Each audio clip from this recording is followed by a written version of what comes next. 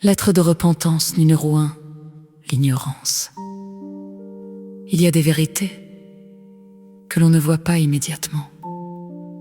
Pas parce qu'elles sont cachées, mais parce que nos yeux ne sont pas encore prêts. Je me souviens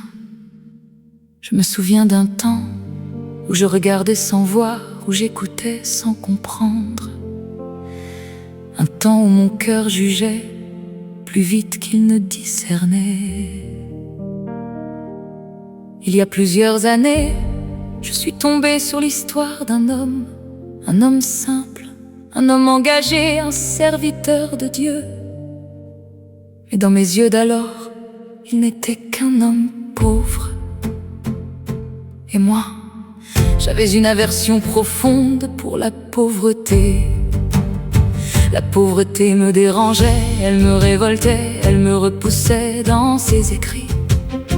Il racontait ses combats, ses besoins, ses attentes, ses prières. Parfois, il parlait d'argent, de petites sommes, des montants qui pour moi semblaient insignifiants. Et dans le silence de mon cœur, une voix s'élevait, dure, froide, tranchante. Qu'il aille travailler, pourquoi attendre, pourquoi dépendre?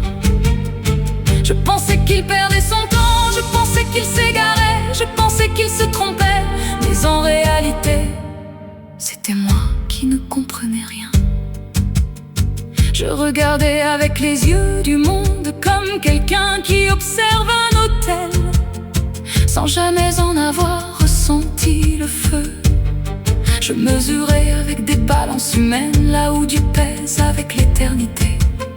Je ne voyais pas ces nuits de prière, je ne voyais pas ces combats invisibles, je ne voyais pas son renoncement, je ne voyais pas le prix de son appel.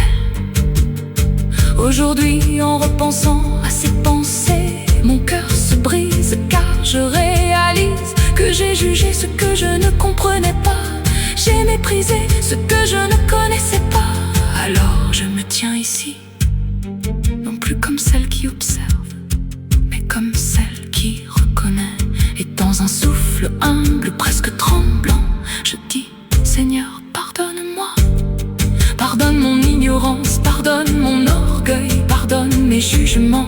Et à vous, serviteurs de Dieu, vous que j'ai regardé sans comprendre, vous que j'ai jugé sans connaître, je demande pardon.